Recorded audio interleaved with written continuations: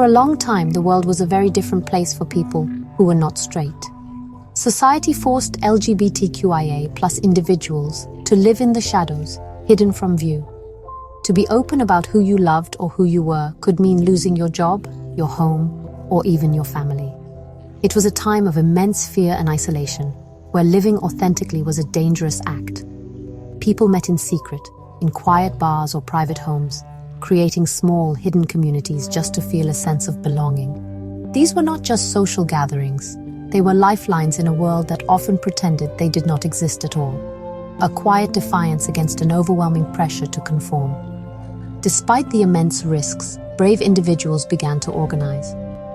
As early as the 1920s, small groups started to form, dedicated to human rights and understanding. One of the first was the Society for Human Rights, founded in Chicago in 1924 by Henry Gerber. Later in the 1950s, groups like the Mattachine Society for Gay Men and the Daughters of Bilitis for Lesbians emerged. These organizations were revolutionary for their time. They published newsletters and held meetings, creating spaces where people could talk openly for the first time. They fought against the unfair idea that being gay was a mental illness, a belief that was sadly common and even endorsed by medical professionals back then. These early pioneers faced incredible challenges. Laws were actively used against them. President Eisenhower signed an executive order in 1953 that banned gay people from working for the federal government, leading to what was called the Lavender Scare. Thousands of hardworking Americans were fired simply because of who they were.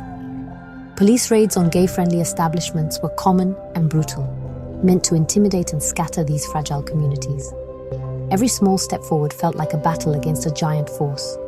Yet, the spirit of resistance was taking root, planting the seeds for the much larger movements that were still to come in the future. The courage of these early activists cannot be overstated. They were building a foundation in darkness, hoping for a future they might never see. They were creating a language and a network where none had existed before.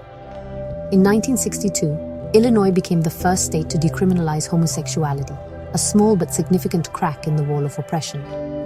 A few years later, in 1966, a protest at Compton's cafeteria in San Francisco, led by transgender women, showed that the community would not always stay silent.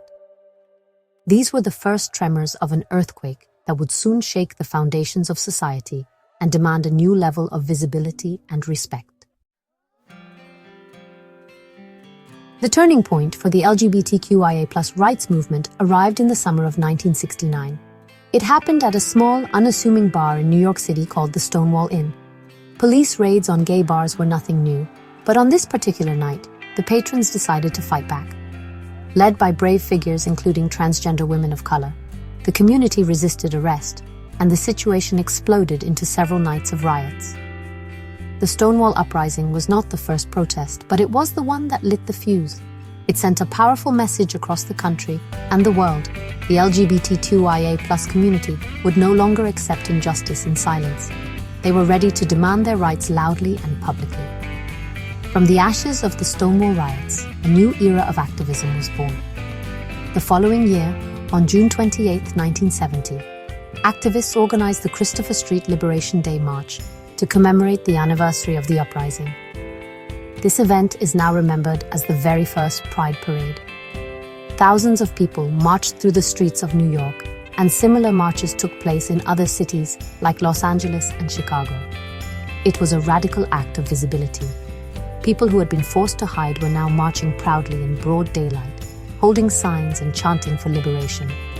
This public display of pride and solidarity became an annual tradition, growing larger and more vibrant each year. The 1970s saw this new energy translate into significant progress and political organization. In 1973, a major victory was won when the American Psychiatric Association removed homosexuality from its list of mental illnesses, a decision that helped dismantle decades of harmful stigma. That same year, Lambda Legal was founded, becoming the first legal organization dedicated to fighting for the civil rights of gay and lesbian people. The movement was becoming more organized and strategic. People were not just marching, they were also running for office.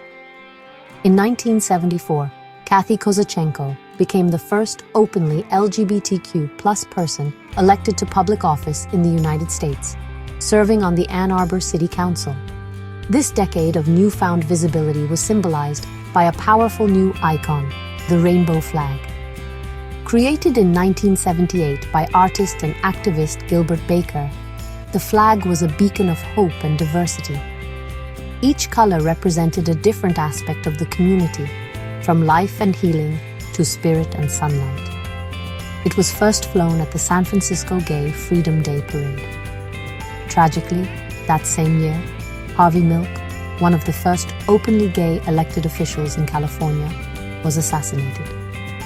His death was a devastating loss, but his life and legacy inspired countless others to continue the fight for equality, armed with a new symbol of pride and a renewed sense of purpose.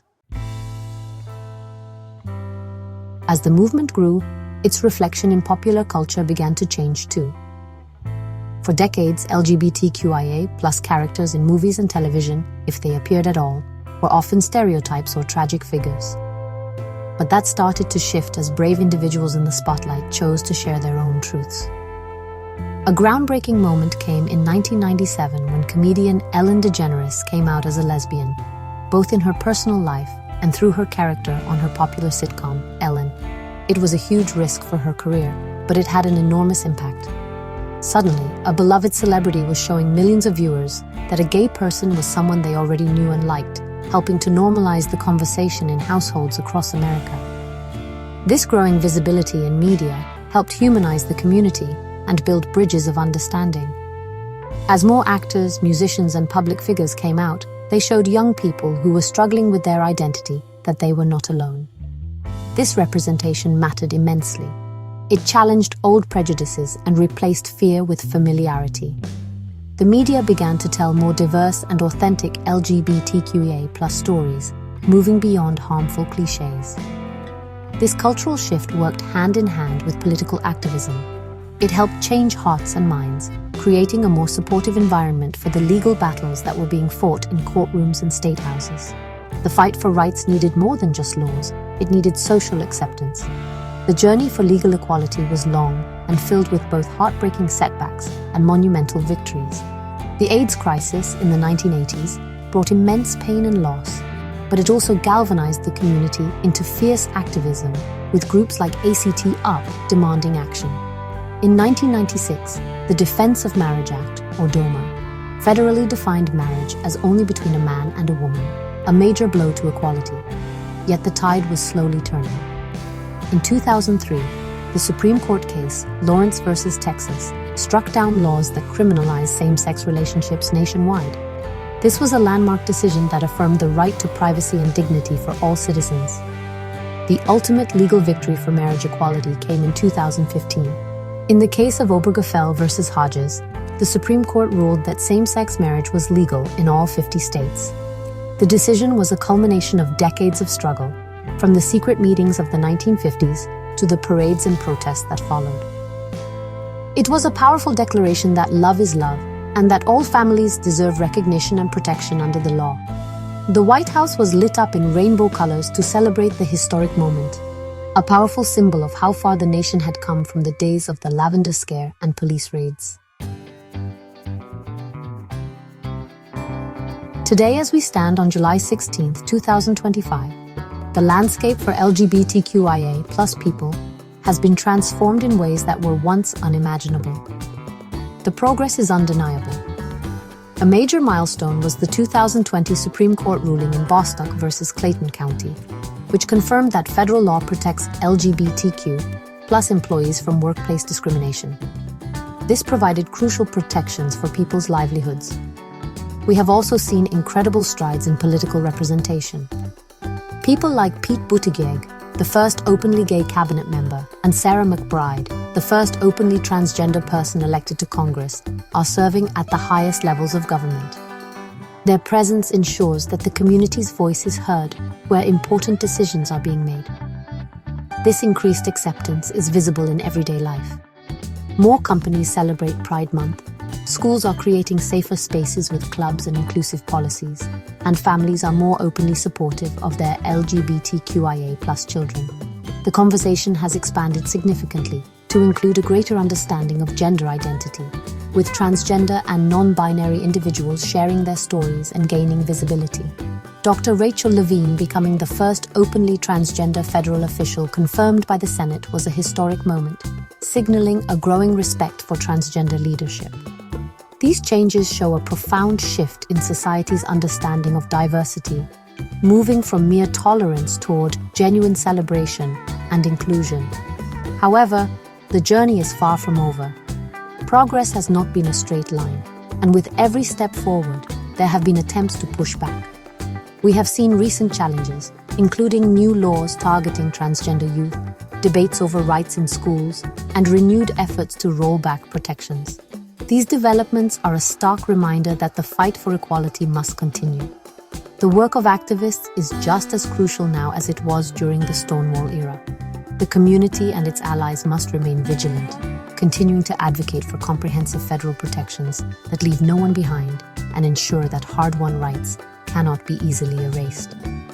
The story of LGBTQIA+ visibility is a powerful testament to the resilience of the human spirit. It is a story of moving from the shadows of fear into the spotlight of pride. The journey was paved by countless brave individuals, some whose names we know, and many more whose names we do not. While there is much to celebrate, the work continues. The goal is a world where every single person can live freely and openly, without fear of discrimination or violence, and with the full measure of equality and dignity that they deserve. The future depends on continuing to share these stories, to educate, and to stand in solidarity until that vision becomes a reality for all.